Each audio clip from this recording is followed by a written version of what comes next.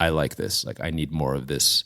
I want to feel like I'm exploring the world. I want to feel like I'm learning about different people. I want to be in an uncomfortable situation. You start to learn more about who you are as a person when you can not just adapt to different situations, but grow in them and see what aspects of your personality blossom in new environments. It's like, what do you do? You're like searching around for answers, and then eventually you come upon them and you're like, okay, there are things in this world that I don't know about that are interesting and that I want to find out about.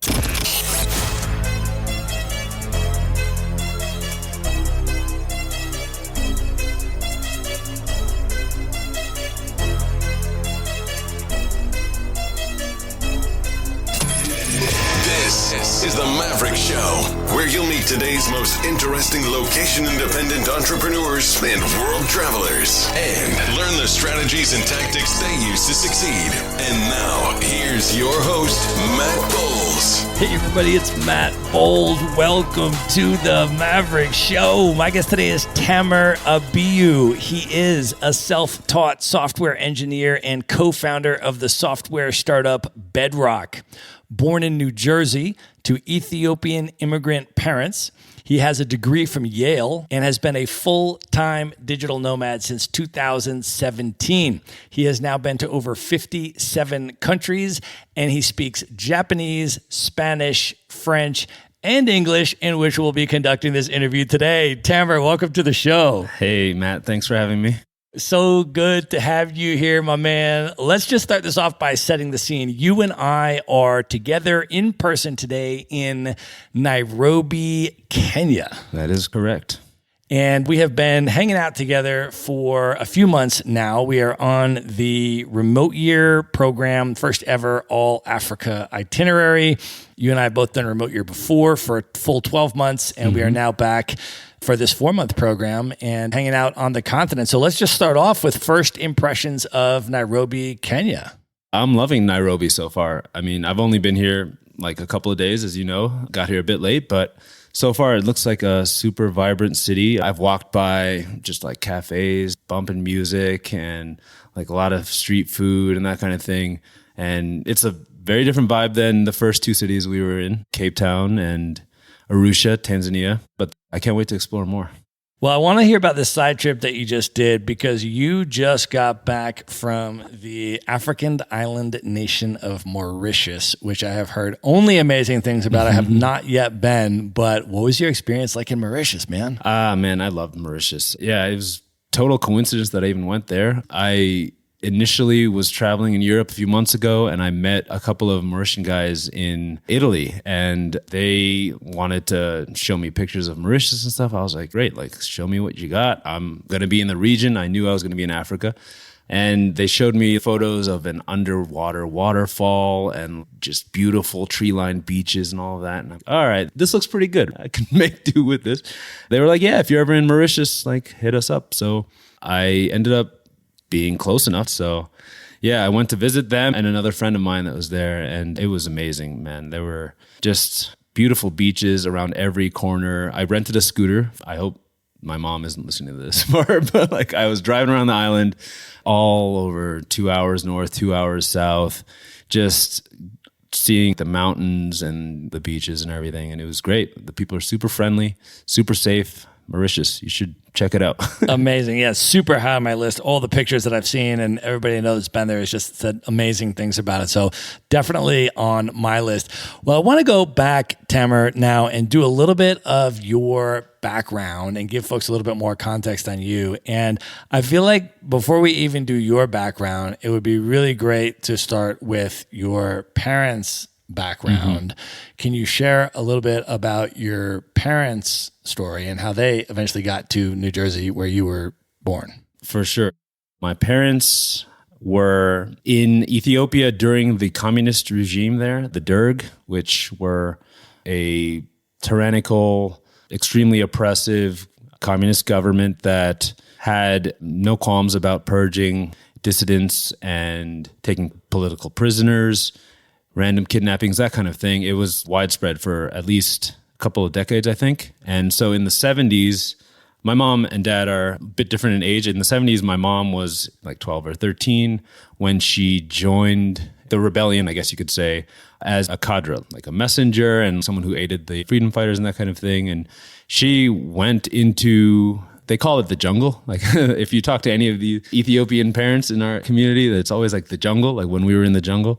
So they basically were just moving from city to city, engaged in guerrilla warfare and trying to undermine this oppressive regime. And so at a very early age, like 11, 12, 13, she was involved in that. And then once that became untenable, she had to leave alone via Sudan. So she walked from where she grew up in northern Ethiopia through Sudan and found a refugee flight to Germany, where she was taken in by some family friends. And I think she spent like 2 years in Germany and then made her way to the US once they finally admitted her as a refugee, and then had an entire saga in the US where she had a family that took her in, but she was made to work every day and had to endure not that much food and like generally mistreated as a young person and a refugee. But eventually she made it to DC, where she properly claims as where she's from in the US, where she met my dad. And then eventually they moved to New Jersey and settled down. Now, my dad's story, so he was a bit older. He was in university when the rebellious fervor against the Derg regime was reaching a head. And he was one of the founding members of a student organization that fought against this government. So he left university to fight as a freedom fighter for many years in the jungle. And as I learned later on in my trip to Ethiopia, like he played a very prominent role in that period and for that group. But he fought there for probably 10 years. He was at various points taken prisoner and had to escape. Eventually he made it to the US. He said that he landed in New York. And the first thing that he saw when he walked out of JFK was a hot dog stand. The way he tells it, and he was like, "What is this disgusting tube of meat?" And he didn't have a penny to his name, so I think he just managed to scrap together like a couple of dollars and buy a hot dog. It was pretty rough for him in the beginning in New York. But he met my mom in DC, and then they moved back to New Jersey, New York, that area, to start a family. Well, I lived in DC for about 7 years. And for folks that don't know, that is, I think, the largest Ethiopian immigrant community in the United States. Mm-hmm. And really is where I got a lot of exposure to Ethiopian culture, Ethiopian food, just meeting a lot of Ethiopians there. And it was an amazing part of my DC experience. When people ask me like, "Oh, I'm going to DC, what should I do?" I'm like, first of all, look up the best Ethiopian restaurants and go to them all. Yeah, you can't go wrong looking for Ethiopian food in DC. The running joke that I've heard is that Addis Ababa, the capital of Ethiopia, is the largest city in Ethiopia by far. So the joke is that when Ethiopians come to the US, they think the capital is the place to be. So everyone goes to DC, but I don't know if that is actually true or not. But that's the experience of DC. I just walk around and I see people that look like me. So what was your experience like growing up in New Jersey? Can you talk about where in New Jersey you grew up? And then as you were coming up there, what was the Ethiopian immigrant community like? And how did you sort of come of age? And how did your Ethiopian American identity dynamics develop? Yeah, so I grew up in northern New Jersey, 30 minutes outside of New York City, a town called West Orange. And I personally thought that my community was very diverse, not necessarily even just having a large Ethiopian population, but just people from all walks of life. Like there were people from Latin America, from the Caribbean, East Asia, African, et cetera, et cetera. So really wasn't that uncommon to find people from different countries and like hear about their life stories and eat their food if they were friends of mine. But with respect to the Ethiopian community, my family felt like it was so large. Obviously, we have a nuclear family, and then we have my younger sister, my two parents, and we have all our cousins and uncles and aunts and that kind of thing. And some of them are second cousins or uncles of cousins or something, and you never really know where the line is. So as you grow up, the tree just expands so much that I can't even tell where the family ends and the broader Ethiopian community starts.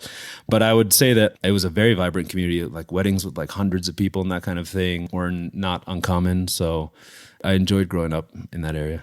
So how much Ethiopian culture, in terms of language, in terms of the history, in terms of all that, did you come up with through the community and through your family? And how did that sort of, for you, interact with the New Jersey / American multicultural dynamics that you were also immersed in? How did you navigate that? What was interesting was that when you're growing up as a child of immigrants, and any child of immigrants will say this, is that you have two identities that you're simultaneously trying to cultivate. I was in an Ethiopian family. I was absorbing the food, the dance, the different ways of interacting with family members and that kind of thing, being generous, trying to fight for the tip and all of that at the end of a meal. But at the same time, you want to fit in with your friends, and all of you are trying to share some kind of identity as an American, even if it's not in your mind explicitly, I'm trying to be American. You also are just trying to fit in. So I would say that at home, there's a dividing line. At home, I was an Ethiopian kid, and I grew up eating Ethiopian food reluctantly and that kind of thing. And like, it was just who I was, but then it never really bled into school. Like, it was a rare event for me to have my Ethiopian side come on display. I remember in high school, one big thing for my family, which my mom was really proud to be able to take part in, was the international dinner, and wherein every kid would bring in a dish from their respective culture. And my mom was just so excited to go all out and create the tastiest injera with the different whats and stuff like that, and then the sambusas and everything. I used to fight with my Indian friends about, oh, it's a sambusa, it's not a samosa. Like, now I get to finally show off my culture. So that's probably the rare occasion where they mixed, but otherwise I had it pretty compartmentalized, I would say. It was interesting. Yeah. Yeah, man, Ethiopian food is one of my all-time favorites. And you and I have actually had some really cool experiences here on the continent, finding Ethiopian restaurants in some of the different African countries and going into those and seeing some of the similarities and differences. It's so cool rolling with you, because I remember we went in Cape Town, we found this Ethiopian spot and we went there, and it was really interesting because you were super familiar with a whole bunch of things. And then there's like a couple of things where you're like, wait a minute, I've never seen that before. Yeah. The restaurants that we went to on this trip, the Ethiopian restaurants, were pretty high quality, I think. But sometimes they add their own flavor into it because the entire staff isn't Ethiopian. I would guess that most of the cooks are probably. It's hard to tell, but the waiting staff weren't, especially in Cape Town. So for me, it was just like, let's see what you're doing. I'm open-minded. I'll try your baklava type dessert, whatever, even though I've never seen baklava at an Ethiopian dinner at my house. But I'm open to some variety. Right. So when you think back, how did your interest in world travel start to develop as you were coming up? I wasn't that interested in traveling before college. And then once I hit college and I started learning Japanese, which is not even my first foreign language. Like, I had learned Spanish from, I think, second grade until maybe 11th grade. So I had been exposed to foreign languages, but it was just not something that I really found much interest in. But once I picked up Japanese in college, I started to think about how different it would be to live in an environment where I was adhering to all of these different cultural norms. And you watch like videos of Japan just to learn the language, right? And you start to see, wow, like this place looks so different. Like, I need to experience that. And eventually I had the opportunity to study abroad there summer after my sophomore year. And I had been out of the country before, but never to the point where I felt like I was immersing in a society. So like, this was a 2.5 month trip. And that trip really kind of like was the catalyst for me in terms of, I like this, like I need more of this. I want to feel like I'm exploring the world. I want to feel like I'm learning about different people. I want to be in an uncomfortable situation. You start to learn more about who you are as a person when you can not just adapt to different situations, but grow in them and see what aspects of your personality blossom in new environments. It's like, what do you do? Like, you know, you're like searching around for answers, and then eventually you come upon them and you're like, okay, there are things in this world that I don't know about that are interesting and that I want to find out about. And yeah, it came upon me a bit later in life, and it's only grown since. So I know that Japan has a super special place in your heart, and you have been there 4 times now and you keep going back. Can you talk a little bit about Japan? And maybe let's just start with that very first study abroad trip. When you got to Tokyo, first impression, and then over the course of those 2.5 months, what was that experience like for you? Well, very first impression, like walking out of the train station after I'd gotten in from the airport. It was, I think, maybe 10 o'clock at night. And this is in the middle of Shibuya. If you know Shibuya, the neighborhood in Tokyo that has some of the brightest, most flashing lights. And it was like I had walked into a video game. Yeah. I was like, what is this? You know, I had no idea. I was disoriented, but I knew that I liked where I was. And even though I had taken 2 years of Japanese at that point, it felt so bizarre to walk into a grocery store and have to use this language and not be able to just switch to English and ask my professor like what the correct answer is, you know? So to put it simply, if you took a fish out of water, but the fish, you had pulled it into space or something, like just some completely foreign experience, but was also beautiful and enlightening at the same time.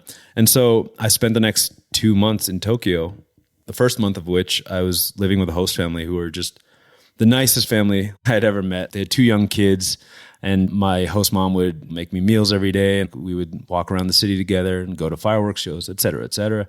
This is just such a rewarding experience beyond just what I would later learn to be Instagram type travel experiences, like going to restaurants and like that kind of thing and taking photos at beautiful natural landscapes and stuff. Like all of that is rewarding, but when you're really immersed in a new society and you feel like I'm almost like on a different planet, that to me is a peak travel experience. So it's hard to recreate that, especially if you're not living with a host family in every country, but it helps when you slow down a bit and when you take it maybe a month at a time, a couple months at a time in whatever place you're in. And actually remote year reinforced that for me. So even though that came many years later, something that I start to appreciate more, like just slowing down, becoming a part of the place that you're in. As much as you can as like a 6'3" like Ethiopian guy in like Japan, but you try. Absolutely, man. I absolutely was completely enamored by Japan the first time I went as well. Tokyo, I feel, is almost its own planet, which if you've never been there, there's really not anything that I could compare it to. You just have to go. Exactly. I'm really glad you said that too, because I think we bonded over Tokyo a while back, and it's hard to describe why Tokyo is my favorite city on earth, but it's just to have that combination of extremely high population density, extremely safe, very organized. Like I cannot stress enough how well that city runs itself, given that it has like tens of millions of people in the metropolitan area. Plus, it's just like a freaking interesting and unique place. There's like the flashy lights, the maid cafes, the cat cafes, the like all these little bars with 2 seats in them that you can only get in if you like know the owner or whatever. And the diversity of food, the high quality food. It's such a weird cross section of things to find in one city, and it's amazing. Totally agreed. And then when you went back to Japan again and again and again, what were some of the additional experiences that you had elsewhere around the country, and what have been some of your highlights from Japan, and maybe some things you'd put people onto that haven't been to Japan and want to go and experience some really amazing stuff? Yeah, so I was fortunate enough to be able to travel pretty much up and down the entire country. And some of the places that I stopped in, I would recommend for cultural reasons. For example, Mount Koya is this very religiously significant mountain that has like monasteries on top of it. And it's a very holy place where you can go and see practicing monks and take part in some of their rituals, or at least observe them. You can like spend a night in a monastery. You can walk through the cemeteries with the temples and that kind of thing. It's beautiful. Just explore that area. That's one place I would recommend. But then there's also things that I would recommend for like historical reasons. I went to both Hiroshima and Nagasaki and went to the museums there. And I'm talking about the result of the 2 nuclear bombs that were dropped on those cities. You see the impact that they had on those societies, and just how devastating like war can be. Like the pinnacle of human tragedy is what you can witness in some of these museums and some other places that we've seen. Like there's Rwanda and there's Cambodia. But when it comes to how much pain humanity can inflict on itself in a singular moment, there really isn't a comparison, right? So Americans should know what we did. And I feel like it's our responsibility to educate ourselves at least on the things that we played a part in, if not as much of the world as we can. Yeah, I totally agreed. I went to Hiroshima when I was in Japan as well and had a really similar experience. They have their, what they call the Peace Museum, and you go through and you see the history and you contend and sit with what that means, that the United States government just nuked the civilian population and what that actually means and the scope and scale of what actually happened there. And then the thing that was just so amazingly inspiring to me was the response and the political lessons that the people took from that, which was just a complete commitment to ending all nuclear warfare and dismantling all nuclear weapons and moving towards a nuclear-free world. And it was just so incredibly remarkable for me to just be in the presence of people that were saying this is what happened to us and to our relatives and what we're taking out of that is that we are working towards world peace and nuclear disarmament, which was amazing. Yeah, their MO is that this can never happen again. If there's any chance for us to be able to stave off that kind of apocalyptic scenario, it's by keeping these stories alive and that kind of thing. And it's on us to educate ourselves, similar to how we need to keep telling the stories about the Holocaust and that kind of thing. And it's always as a warning to future generations. So they do a good job of that. Yeah, it's amazing. I think it's really important for certainly every American to go and see that and just understand the history there, but also important for everybody in the world to see that kind of stuff because obviously there's a lot more countries now that have nuclear weapons and are threatening with nuclear weapons and stuff like that. And so it's just amazing what they're doing there and completely inspiring.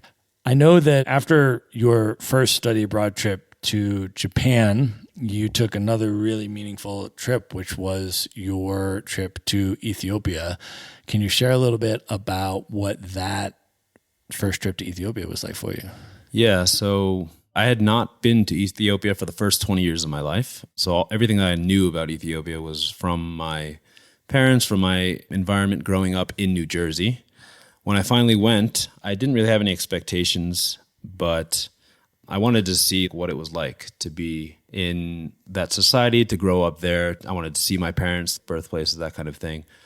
I got to see where my mom grew up, and I got to see what living in the capital was like.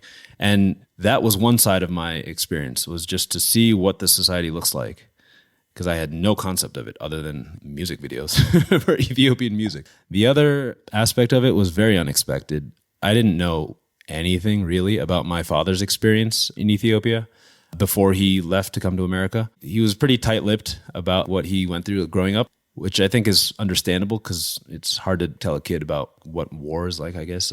That's my interpretation of it. But when I got there, there were so many people that I met that would even just like come up to me and be like, hey, you're Gera's son, aren't you? That's his nickname in the war. They all had nicknames. So his was Gera, and they would be like, you're Gera's son? Like, I know your father. Like, we fought together in the war and blah, blah, blah. And there would be like high-ranking government officials that would come up to me. Ministers, I met the vice president, etc., that would be like, I know your father and like this and that. And I was traveling with my uncle, and he knew all of this already. He knew my dad's backstory, and he was just like, all right, now you're finally going to learn what your history is.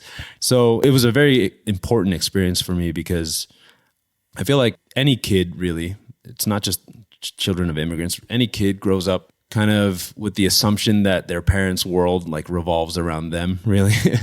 And so when you're able to see the side of your parents' lives that came before your birth, it's almost like a mind-expanding experience. You're like, wow, I have history beyond just me going to school and growing up as a child.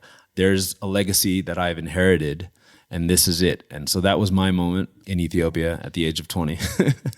And then after that experience, I mean, what do you think the impact of that was, the study abroad in Japan, followed by the Ethiopia trip, in terms of sort of your future trajectory towards world travel? Yeah, so at that time, that was halfway through university. So I closed out my studies there, and then I moved to California, and I worked in Silicon Valley for a bit. So really, travel wasn't on my radar as a long-term lifestyle just yet. But I did have a couple of trips towards the end of my time in California. We're talking around 2016, where I started to venture out of the country more. Because, mind you, to this point, I'd only been to like 3 or 4 countries. I think Ethiopia might have been the 5th country I'd ever been to. So those trips were very meaningful to me as well. Just getting to go to Japan a couple more times, and then Italy and New Zealand, and et cetera. And then that's what I kind of experienced in terms of catching the travel bug. And then can you talk a little bit about your transition into the nomad lifestyle and eventually your decision to join the 12-month remote year program? Sure. So at the end of 2017, I'd kind of had enough living in California. I was kind of getting the itch for a change of scenery. And I decided at the end of 2017, well, really throughout 2017, I'd been saving up money. I knew that I wanted to travel eventually. So just in case, I'd been doing that. And then I quit my job right about October of 2017. And I decided, I canceled my lease. I put all my stuff in storage. I decided to travel. I think at that time, I envisioned it being like a 3 to 4 month thing. I went to Australia and Thailand and Hong Kong and Japan again, obviously. I was like, this will get it out of my system. It's like a little mini sabbatical. And then I'll get back to the business of, I don't know, working in society. Yeah, as you know, that's not how that went. So I came back to the US after a couple of months just to see family again. And I started working on a video game, actually. I'd had the inspiration for a video game traveling on a train from San Francisco to Chicago. Anyone who's listening to this, definitely take the California Zephyr overnight train. You will not regret it. And just do it between San Francisco and Chicago. It'll be a trip of a lifetime. So on that train, I just came up with this idea for a video game and I started working on it. I didn't have any place to be, obviously. So I just camped out in my parents' place for a couple of months and worked on this thing. And it was going pretty well, but at some point you start thinking to yourself, why am I geographically here and not anywhere else? If I'm working on something, like, does it really matter that I'm sitting here in this coffee shop in New Jersey? So my friends and I have this recurring joke / prank. So there's 3 of us. 1 or 2 of us will show up in a country that the other one wanted to go to and just send a photo from there.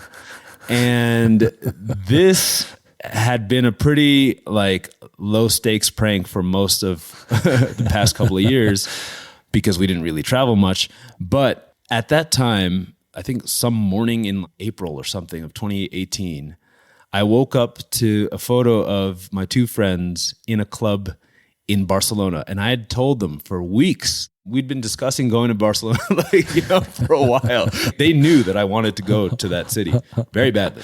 And so they sent me this photo and they're like, where are you at, man?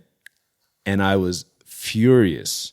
And within about 20 minutes of seeing that photo, I got an email, which was a follow-up marketing email from someone at Remote Year who said, hey, you made a profile on our website a year ago. Are you still interested in traveling for a year?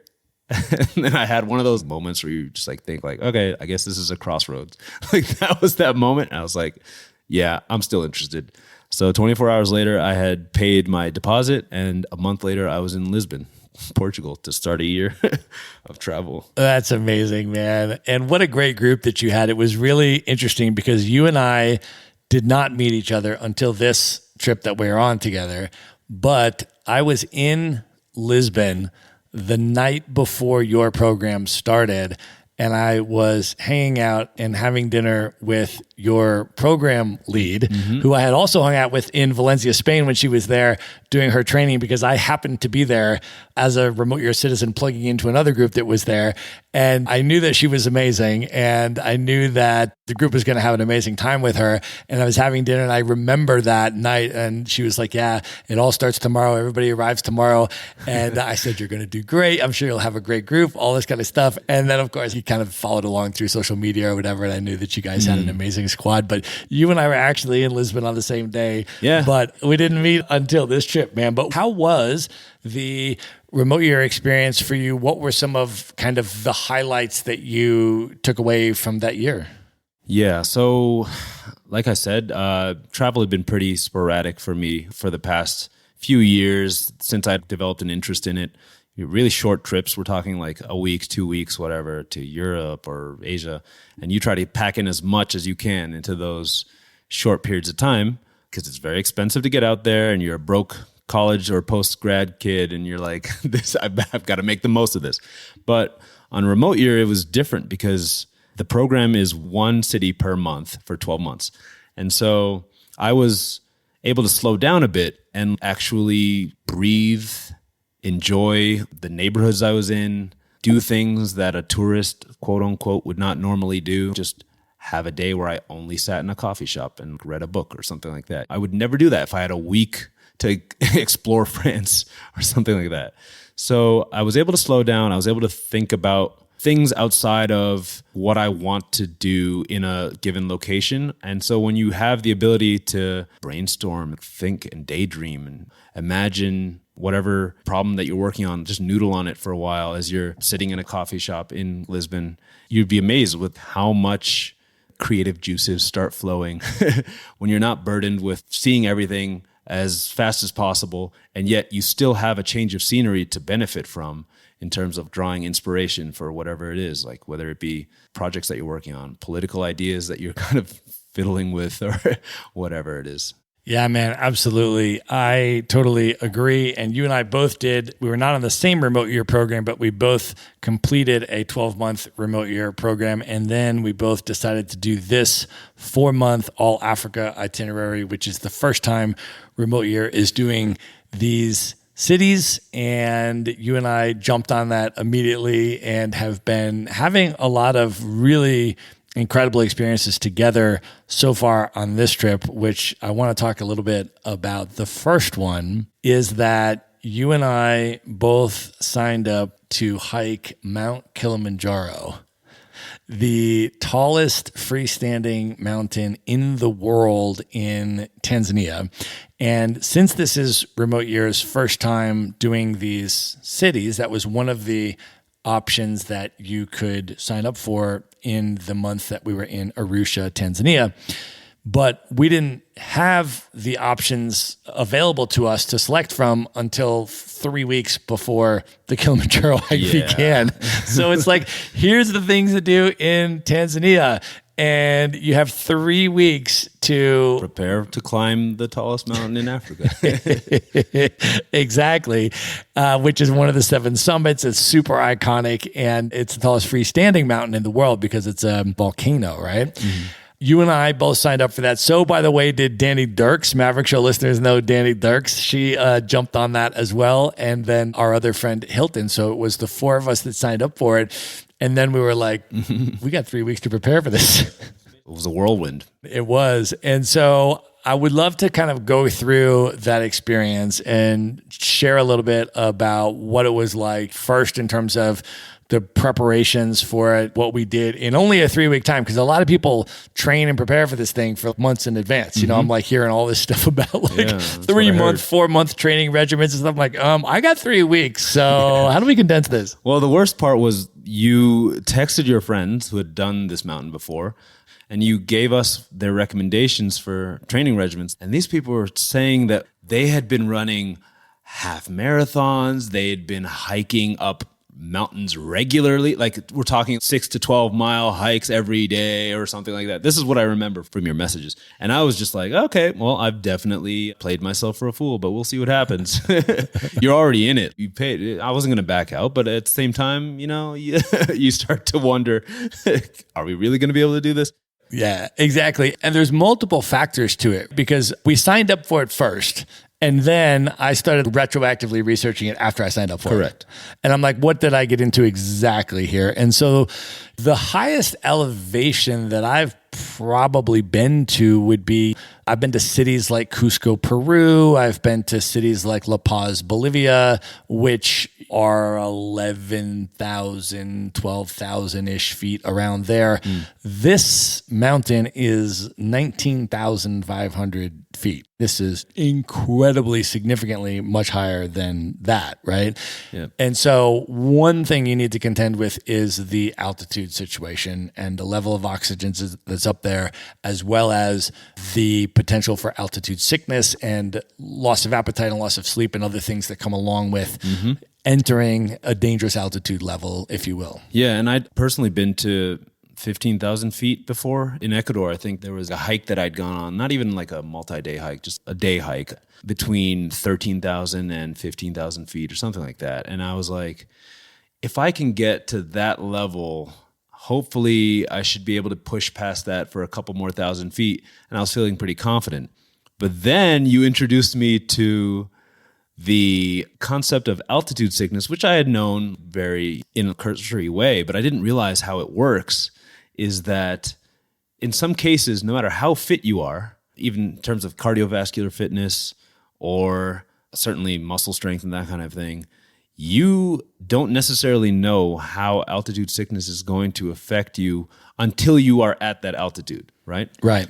For example, if I were a marathon runner and I'd done everything to prepare for this trip, but for some reason, genetically, I was not built to endure 19,000 feet of altitude, I could get up there on summit night. If you're caught in the dark getting altitude sickness, what do you do about it? There's nothing to do at that point. Like, you either can cope with the symptoms and continue, or you get pulled, or worse, right? Right. Yeah. And so one of the things that I did was got the altitude sickness pills, the Diamox, and eventually we all got on that. Eventually, yeah. Which I think was really important for us to be on that, because who knows what might have happened if we weren't on that. Yeah, if you're listening to this and you're planning to climb Mount Kilimanjaro, don't listen to what anyone says. Just bring Diamox with you and start taking that. Unless you have some serious adverse reactions to it, like they say to test it out a couple days before, which is a good idea. Test it out. And unless you have like some serious reaction to it, I would recommend it because it helped us. Yeah, big time. I mean, obviously, consult your doctor and test it out a little bit beforehand, because you just want to make sure if there's any side effects that you're experiencing or whatever, and you can just do that in a controlled environment. It's kind of good to know, okay, like my body responds this way to it. Like, I know what to expect while I'm on this regimen, and then to start it before you actually begin your ascent, and then to stay on it consistently. So that is one thing I think that helped. And then our physical training regimen, you and I were pretty much working out every day for 3 weeks. Yeah, it was funny. I signed up for the gym the day after I signed up for Kilimanjaro. They had a Stairmaster in there, and I got on it and went until I couldn't. And then the next day I added 5 minutes, and then the next day 5 more. And that was pretty much my working plan, other than normal weightlifting stuff. Yeah, I was just like, man, I don't even know what my fitness endurance level is, because I don't necessarily do like super long distance runs, but I really need to start pushing the endurance thing. So then I was like, all right, let me start with try to do a 5K and see how long it takes me. And then I'm going to try to do a 6K and then a 7K and then an 8K, and then just keep trying to go faster. And then the technique, I think, that's actually really important was I was like, all right, let me go until I feel like I can't run anymore, and then just go a little bit further. Because I feel like a lot of the Kilimanjaro thing for me was like being able to push through after you think you've given it all you can do, and then just like keep going was the thing. So yeah, we just did that for 3 weeks and just got in as good physical shape as we could get, and then got on the Diamox regimen. And then the other piece of it, though, that I think is really significant is the mental game. Because I feel like being able to summit Kilimanjaro is as much mental as it is physical. For sure. And I think one trick that really helped me was that I didn't ask for other people's experiences, aside from the initial regimens that you shared with us in terms of how to prepare. There were people that we met coming down the mountain once we started, and I did not want to know what they had gone through. And I appreciate that, because if you have no expectations, number one, you're not going to be too afraid, right? You're just putting one foot in front of the other. And some people come down from that mountain in like pretty bad shape, and it could psych you out, right? And you're not necessarily going to have the same experience as that. So why let it burden you? So that was my mindset. Yeah, and you actually came up with a really good idea that I hadn't thought about, because I've never climbed serious mountain before. I mean, I've done like small hikes or climbed like Table Mountain in South Africa or things like that, but I've never hiked like a really super high mountain before on like a multi-night, overnight camping thing and all that. So my impression of hike was like, oh, we'll just all kind of go up as a group and we'll be talking and chatting along as we go up, which was the case for a number of the days, except for the summit hike. And so what you mentioned to me, which turned out to be an incredible idea, which I hadn't even thought of, and you just casually said it in passing, you were like, I'm going to make a playlist on Spotify with the most motivational, inspirational music for me to get me through the hardest part of this hike. And I hadn't even thought of that. And I was like, wow, that's a really good idea if that's the case. But it shifted my mindset to like, oh, there's going to be parts of this hike where it's just going to be complete solitude and we're just going to be internally, mentally focused and just trying to propel ourselves forward in whatever way we can. And to be able to have music to help you through it would be a really good thing to have on hand. Yeah, I mean, for me, music is already kind of a performance-enhancing drug, right? If I'm at the gym or whatever, it'll always help you with a few more pounds on your lift or a few more minutes on your run. So if you apply that to this, where I get that we were chatting and having a good time the first 4 days, which is great. Otherwise, it could have been pretty boring. They're very long hikes. We're talking like 6 to 8 hours a day, right? Yep. So, well, maybe that's not very long to some people, but for me, that's a very long time to do something. So it was good to have good conversation the first few days. But like you said, summit night is you wake up at 11 p.m. after already hiking that day, and then everyone packs up and gets on their multiple 6, 7, 8 layers of clothing, and we start hiking through sunrise. So it's 7, 8 hours plus of hiking in darkness. There's nothing to see. It's just, what would you call it? Like loose soil? Yeah, like gravel. Silt and gravel. Yeah, silt, that kind of thing. Yeah. And so it doesn't really lend itself to conversation when you're walking up like a 70-degree incline at negative 20 degrees Celsius.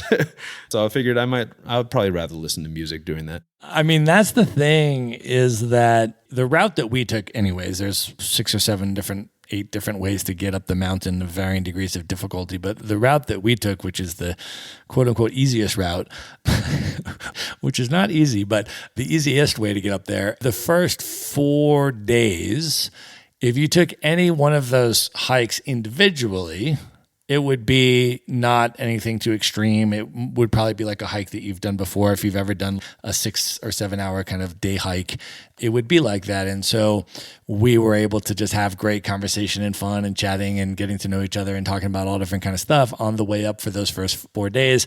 And any one of those hikes wasn't crazy strenuous. Now, when you hike for 4 consecutive days for 8 hours a day, and you're increasing your altitude every single day, there is a cumulative impact of that. But then the summit hike is the thing that you really need to be prepared for, because you're talking about, one, ascending to the altitude of whatever it is, 19,500-ish feet. So you're going up into a very dangerous altitude level. You are also, after the 7-hour day hike, you take a nap and then you get up at 11 p.m. and then you prepare for the summit hike to leave at midnight, and you are hiking pitch black. It can go down to 20 below zero in difficult soil, and you're at that 70 to 75 degree incline angle pretty much the entire way. Yeah. So you're hiking through the pitch dark in this incredibly cold weather. I had 9 layers on top. Yeah. I had 4 layers on the bottom. I have 3 layers of thermal underwear and then the snow pants.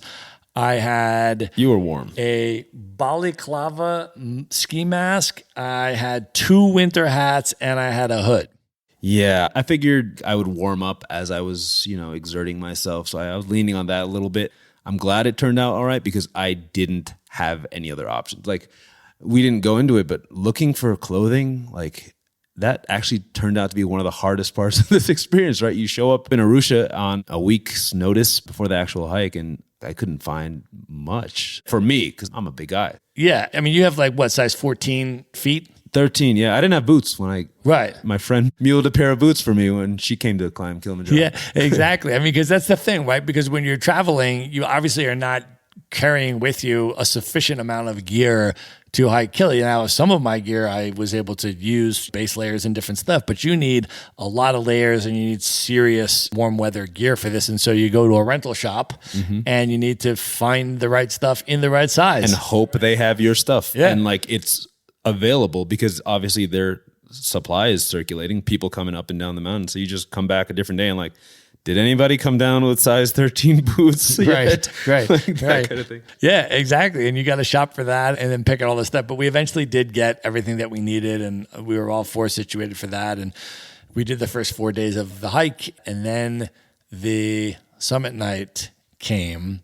And do you want to describe sort of what the experience was like? Because just for context, you hike 7 hours in the day up to the base camp. You take a nap. Then you wake up at 11 p.m. and you leave at midnight. You hike all the way up to the summit, which you get to after sunrise. We got there around like 9 in the morning or something. And then you can take your pictures at the summit. And then you have to hike all the way back down, not just to the base camp, but to the previous camp below that, which is where you're going to sleep for the night. So in 34 hours, let's say something around there, you're hiking for like 24 out of 34 hours. And it is just an incredibly intense experience, which is really where I think a lot of the mental part of it comes in, because you are just going to be exhausted. It's physically draining, but you're also just going to be so tired because you're not sleeping. And then you're in these extreme conditions. And so you just have to have your adrenaline and your just mental focus to propel you through. Yeah. So if you're asking my experience, Yeah. I have to be frank, I preferred the uphill. Yeah. The uphill part of the summit night, I felt like I was mentally prepared for. Just, grind through it 1 foot after the other. Had my playlist, right? And that was helping me a lot. I did run out of water, though, at one point, which was a little sketchy because there's not an infinite supply of water going up with you. It also freezes. So we had to have 2 sources of water, right? One was the Camelback, which is the larger, 2 to 3 liter bag. That one freezes. So you also need to have like a smaller Nalgene style bottle that doesn't freeze. So my Nalgene, which I had bought thinking it would have been foolproof, turned out to freeze, I think 3 hours in or something like that. And in addition to the Camelback, that was freezing. So I pretty much ran out of water with like 2 hours left on the uphill. So that was a little sketchy. Luckily, we ran into a different group and they shared their water with us, which is great of them. But other than that, I didn't have any problems really on the summit night going up. Going down, at that point, I had mentally used up my source of adrenaline and that kind of thing. In my mind, I got to the top, I'm done. But you're not done, because 20 minutes later, you're done with your photos and your videos. You got to walk down this like slippery mountain for 2 straight days, right? And so I already have bad knees. Like I'm not a runner, which is, I know I'm an embarrassment to my Ethiopian ancestors, but I hate running. And my knees hate running. And so that was like 10 times worse for me. What about you? Yeah, I think it was also very difficult. And a lot of people, I think, don't prepare for the downhill because, one, it uses totally different muscles than the uphill, right? You and I were both training on the stepper going up, or I put the treadmill on the maximum incline and I'd be like walking uphill the whole time. And so you're sort of training your muscles and preparing for like this uphill thing because, as you said, once you get to the summit, then you've won your victory. You made it, but you haven't because you got to go back down. Yeah, there's an asterisk. And the downhill was difficult because it was very loose terrain. Yeah, and also I had to run to keep up with Hilton, who was being escorted. Yeah. I mean, that's an important thing to say too, right? Like we had people with us that had challenges with the altitude. I mean, it really hit them hard. Yeah, so like we were saying, like you don't know how it's going to affect you until you get up there. And a couple of people in our group had different versions of altitude sickness. I think Danny had pain like she was experiencing, right? Yeah, she had an incredible amount of things. She got sick going up. She had like a bronchial infection. And then she got her period on the night of the summit hike. And she just pushed through like a warrior, dude. It was like unbelievable. Yeah, so I was very impressed by her. She was just visibly in pain, taking it one step at a time, made it to the top, and then they're like, you have to come down immediately. So they pulled her. I don't know why they didn't pull Hilton. Hilton was not in pain, but he was very drowsy. He said he was trying to fall asleep multiple times, and he looked drunk, kind of. Like his movements, obviously he wasn't drunk, but like this is one manifestation of altitude sickness. And I don't know, I had read previously that when you see symptoms like that, like in terms of being unstable and like maybe slight loss of motor control. Like that is serious, and you probably should not keep going, right? Falling down and all that kind of stuff. Yeah. Just like Danny, he made it to the top, to his credit. I don't know where he found the strength to do that. He willed himself to the summit, man. I mean, he was so determined. Yeah, he was half unconscious. And then he gets up there and he's like, it was weird. Like he got up there and then a switch flipped and this guy looked completely normal, taking photos, having a great time, laughing and everything. And then we go back on the downhill and he was back to being a zombie. So it's kind of scary at times. So then they raced him down. I don't think we mentioned the porters yet. These guys are just legends. They're superhuman. Just for people's clarity, for the four of us hikers to go up the mountain, it took 13 professional climbers to take us up the mountain. And this includes guides, medics, cooks, porters that carry the majority of your stuff. You carry a day pack. The porters carry the rest of your stuff plus their stuff. And so it takes 13 professional climbers to get 4 people up to the top of Kilimanjaro. Correct. And so they were with us every day. Actually, they were ahead of us every day. They would run our stuff up, set up for camp, cook the food and stuff. We would arrive a couple of hours later, and then they would take care of us with the hot water and stuff to wash up. To their credit, these guys are doing something I would never be able to do something like this. And they're not paid well generally, depending on the company. Like in relation to what you would expect to be paid to do something like that, they are not paid well. So it's on the hikers, especially to tip them and stuff at the end. So hopefully people that are listening to this and considering that, please do tip the porters well. In that moment, there were 3 guides for us on summit night, and one of them took Danny down, and then one of them was with you just walking. And I was in the middle with Hilton, and Hilton was getting dragged down by one of the guides, and they were running faster than me. I was unencumbered, trying to keep up with a man half my size that was dragging another 6-foot man with him. And that's how strong these guys are. Yeah. It's amazing. And so they were racing down because the idea is that they need to get you to a lower altitude as quickly as possible because Hilton's oxygen level got dangerously low and they needed to descend and get him down to a lower altitude as quickly as possible. So they just raced him down the hill. And then you and I were sort of behind, and you were in between me and Hilton, and you were like, oh, I'm just going to try to keep up with these guys. And then the fog came. We had no weather the entire uphill part of this hike for 4.5 days. we had clear skies, sunny weather. Then all of a sudden this thick fog descends on us while I'm in between a guide that's running farther and farther away, you who are like 100 feet up and I can't go back up for.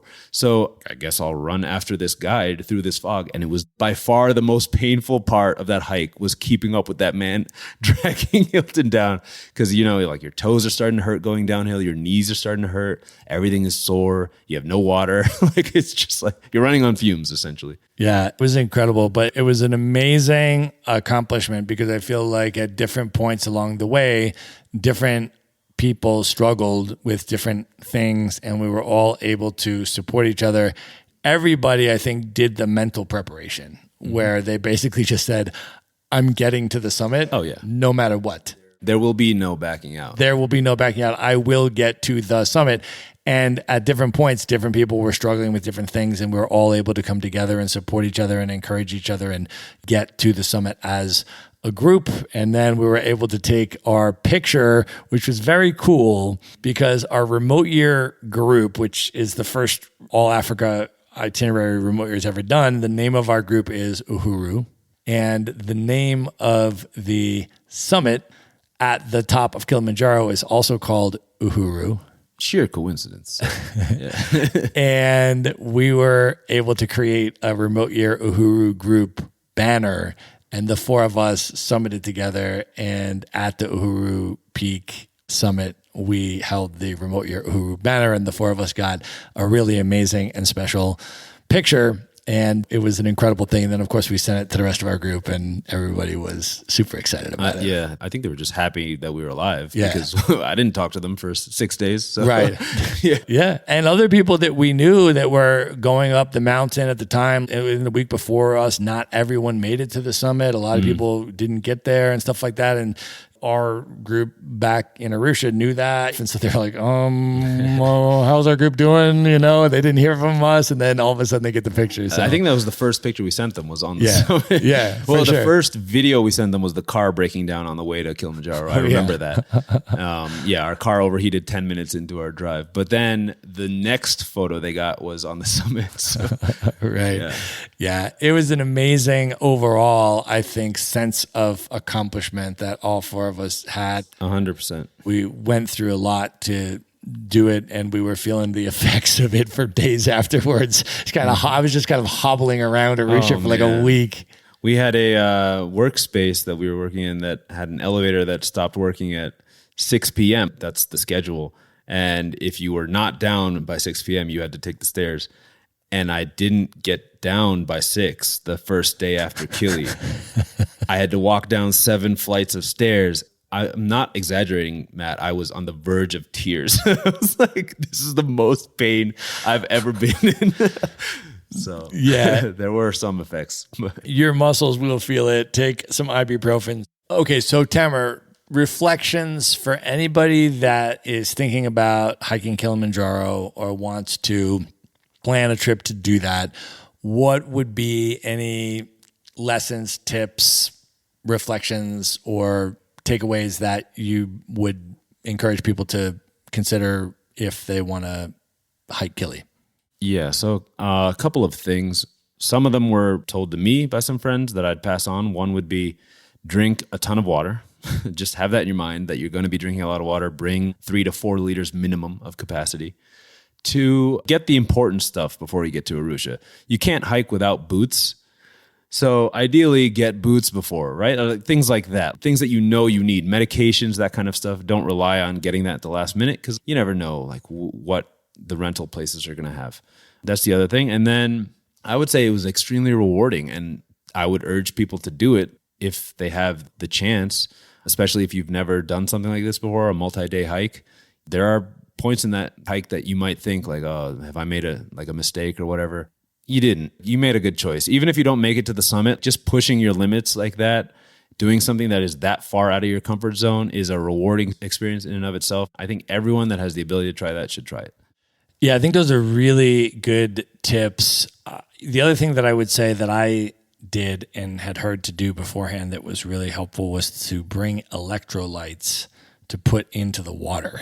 Yep. Which really helps because you need to be very intentional and just sort of be mentally aware the whole time you're going up there about how much you're drinking and how much you're eating and how important it is to eat a lot of food and drink a lot of water, and putting electrolytes in your water helps you to rehydrate much better. And so that's what I would do, right, is bring a 3-liter Camelback full of water and then bring a 1-liter Nalgene. And in that water, I would dump the electrolytes. And so I'd have 1 liter of electrolytes and then 3 liters of regular water and try to be intentional about drinking all of that every single day on each hike, and then eating all of the food that they supply to you because your body needs that. And then trying to make sure that you get as much sleep as possible. I mean, there were some nights where we would just try to be like, all right, we're going to bed. It's like 6:45 or 7. We were like exhausted. People are just like falling into bed and stuff. But as you get to the higher altitudes,